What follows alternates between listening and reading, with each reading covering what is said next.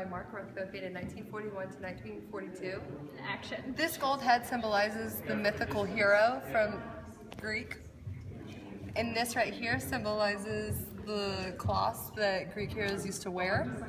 And this right here symbolizes a bad omen.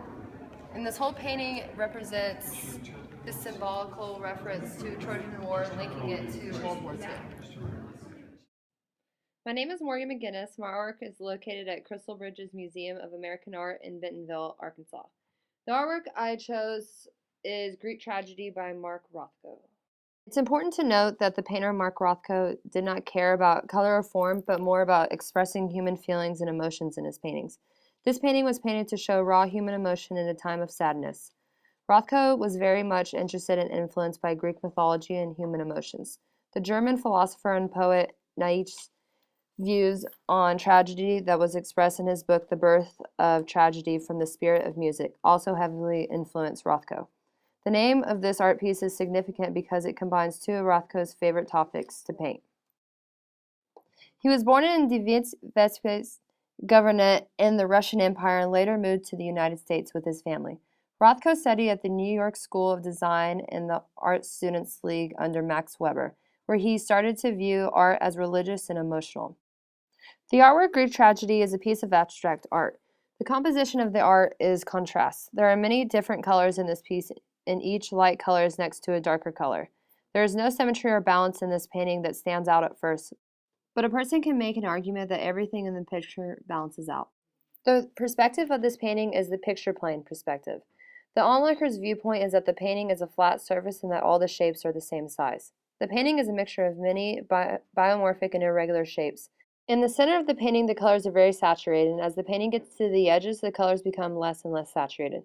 The range of colors in this painting is very large. The form of deconstruction methodology was the only one that seemed appropriate for this painting. There are many possible ways to interpret this piece of art. So to analyze this piece is to question the meanings of each part of the painting. The first item that sticks out to me is the hand behind the blue image. This can mean many things, from stop to a wave hello, then to what appears to be a ribbon of white, black, and red in the middle of the painting. My personal take on this piece is that the man in the middle of the painting is aching for the woman on the left, and the woman with the hand behind her does not want anything to do with him. The piece is called Greek Tragedy, so there cannot be a happy meaning to this painting. The other objects in the painting are what throw off the picture, because each item could be many things or nothing at all. And I think that is what Rothko meant to happen. Because everything is not clearly depicted, Rothko makes the viewer really invest and think about what is happening in the picture. I do not think there is just one meaning to be taken away from this painting. The ism this piece is categorized in is expressionism. The use of color to depict the emotional aspects of piece is what expressionism is. Other pieces from the expressionism period of art include The Street by Ernst Ludwig Kircher, Still Life with Mass by Emil Nolde, and Panel for Edwin R. Campbell, No. 4, by Vasily Kandinsky. These pieces compared to Greek tragedy because the use of color and space in each other are so apparent and distinct that it is easy to identify that each of the four pieces are from the Expressionism period. This piece came about from many different influences, like World War II, Greek mythology, and Nietzsche, and the movement of Expressionism.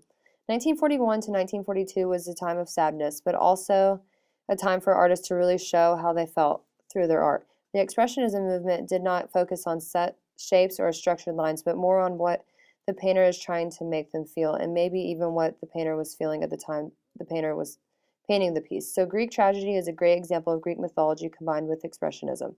The reason I chose this piece is because I figured it had something to do with Greek mythology, and that has been the only class I have thoroughly enjoyed in my education career. Besides the title name, the painting itself caught my eye because of the obvious use of color.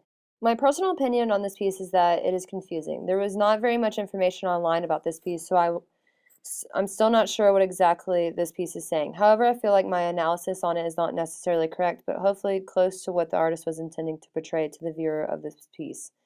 When I look at the painting, I feel a rush of emotion from sadness to happiness, which could be another reason why this piece confuses me.